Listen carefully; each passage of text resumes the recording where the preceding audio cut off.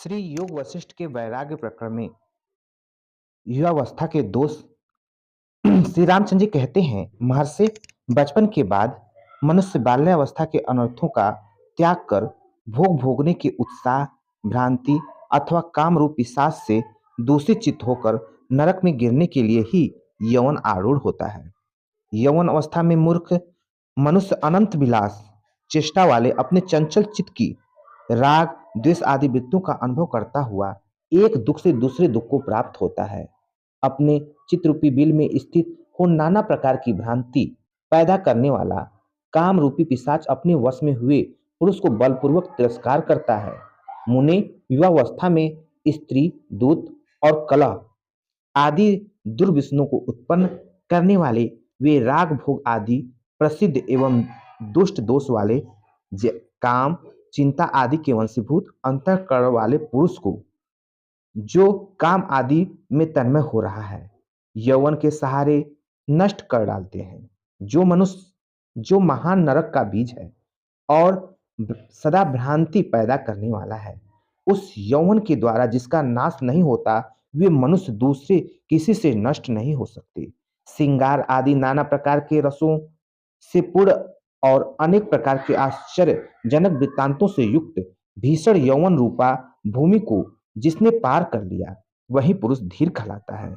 जो क्षण भर के लिए प्रकाशमान चंचल मेघों की गंभीर गर्जना, अभिमानपूर्ण वचन से व्याप्त और बिजली की तरह चमकदार लुप्त हो जाने वाला है, वह अमंगलमय यौवन मुझे अच्छा नहीं लगता। जो भोग के समय मधुर, अतएव स्वादिष्ट, मनोरम और अंत में दुख दायी होने के कारण तिक्त प्रतीत होता है, जिसमें दोष ही दोष भरे हैं, जो सब दोषों का आभूषण तथा मदिरा के मद विलास के समान मोहक है, वह यौवन मुझे कदापि अच्छा नहीं लगता।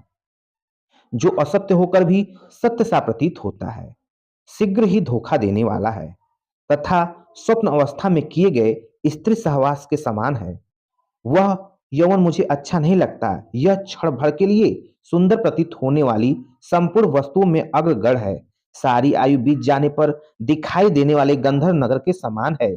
यह सब लोगों को क्षण मात्र के लिए मनोहर प्रतीत होता है, अतः यह मुझे अच्छा नहीं लगता।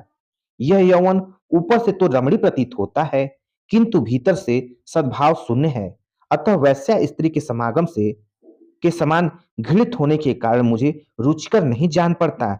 जैसे प्रलय काल में सबको दुख देने वाले बड़े बड़े उत्पात सब ओर से उमड़ उठते हैं, उसी प्रकार युवावस्था में सबको कष्ट प्रदान करने वाले जो कोई भी आयोजन है, वे सब निकट आ जाते हैं। युवावस्था मोह मंगलमय आचार को भुला देने वाले और बुद्धि को कुंठित कर देने वाले भ्रम का अतिशय मात्रा में उत्पादन करता है। जैसे देवाग्नि वृक्ष को जला देती है, उसी प्रकार युवावस्था में जीव प्रियतमा के वियोग जनित दुस्सह शोक अग्नि से मन ही मन जलता रहता है। जैसे अत्यंत निर्मल, विस्तृत एवं पवित्र नदी भी वर्षा ऋतु में मलिन हो जाती है, उसी प्रकार परम निर्मल, विशाल एवं शुद्ध बुद्धि भी युवावस्था में कलुषित हो जाती है। बहुत सी उत्ताल तरंगों से युक्त भयानक नदी लांघी जा सकती है, परंतु भोग तृष्णा की चपलता से युक्त युवावस्था नहीं लांघी जा सकती। वह प्राण वल्लभा, उसके मोटे मोटे स्तन व मनोहर विलास और वह सुंदर मुख कितना मनोरम है। युवावस्था में इसी तरह की चिंताओं से मनुष्य जर्जर हो जाता है। रजोगुण और तमोगुण से पूर्ण यह विषम यौवन रूप आदि संपूर्ण सद्गुणों की स्थिरता को नष्ट करने में दक्ष है। मनुष्यों के यौवन का उल्लास विकार दो समूहों को जगाता और सद्गुण समुदाय को मूल उच्छेद करता है। अतएव उससे पाप वैभव का विलास कहा गया है। शरीर रूपी उपवन में उत्पन्न हुई यौवन की बेल बड़ी रमणी है। वह जो जो बढ़ती या ऊंचे चढ़ती है, त्यों त्यों अपने से सटे हुए मन रूपी भ्रमर को उन्मत्त बना देती है। शरीर रूपी मरुभूमि में काम रूपी घाम के ताप से प्रकट हो भ्रांति रूप में प्रतीत होने वाली जो यौवन रूपी मृग तृष्णा है, उसकी ओर दौड़ते हुए मन रूपी मृग विषयों के गड्ढे में गिर जाते हैं। यह युवावस्था देह रूपी जंगल में कुछ दिनों के लिए प्रकाशित होने वाली शरद ऋतु के समान है।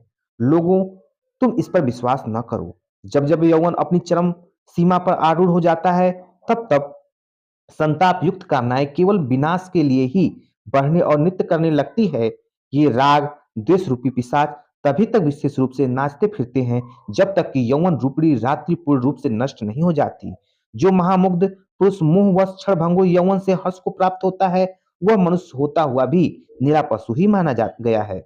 जो मनुष्य अभिमान या अज्ञान के कारण मनोमत यौवन अवस्था की अभिलाषा करता है, उस दुर्बुद्धि को शीघ्र ही पश्चाताप का भागी होना पड़ता है। साधु इसे भूतल पर वे ही पुरुष पूजनीय और महात्मा हैं जो यौवन रूपी संकट से सुखपूर्वक पार हो गए हैं।